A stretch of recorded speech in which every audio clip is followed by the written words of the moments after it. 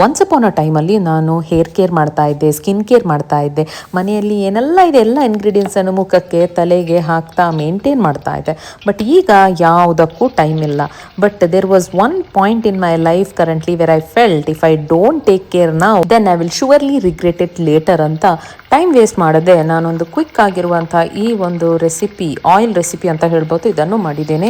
ಇದಕ್ಕೆ ಬೇಕಾಗಿರುವಂಥ ಇಂಗ್ರೀಡಿಯೆಂಟ್ಸನ್ನು ನಾನು ಕ್ಯಾಪ್ಷನಲ್ಲಿ ಹಾಕಿರ್ತೀನಿ. ಮನೆಯಲ್ಲಿ ಈಸಿಯಾಗಿ ಅವೈಲೇಬಲ್ ಆಗಿರುವಂಥ ಇಂಗ್ರೀಡಿಯೆಂಟ್ಸ್. ಲಾಸ್ಟಿಗೆ ಒಂದು ಪ್ರಾಡಕ್ಟ್ ಹಾಕ್ತೀನಿ, ಅದಕ್ಕೆ ಕಾಲುಂಜಿ ಸೀಡ್ಸ್ ಅಂತ ಹೇಳ್ತಾರೆ. ಅದು ಏನಿಲ್ಲ, ಬರೀ ಕಪ್ಪು ಜೀರಿಗೆ ಅಷ್ಟೇ.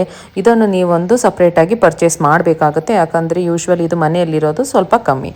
ಸೊ ಅದು ಬಿಟ್ಟು ಉಳಿದದೆಲ್ಲ ಐಟಮ್ಸ್ ಮನೆಯಲ್ಲಿರುತ್ತೆ. ನಾನು ಕೊಕೊನಟ್ ಆಯಿಲ್ ಯೂಸ್ ಮಾಡಿದ್ದೀನಿ. You can even use other oils like castor oil etcetera, but I would prefer using coconut oil. ಓಕೆನಾ? ಸೊ ಇದು ಬಂದು ಬರೀ ಹೇರ್ ಲಾಸ್ ಪ್ರೊಟೆಕ್ಷನ್ ಅಲ್ಲ, ಈವನ್ ನ್ಯೂ ಹೇರ್ ಗ್ರೋತಿಗೆ ತುಂಬ ಇಂಪಾರ್ಟೆಂಟ್.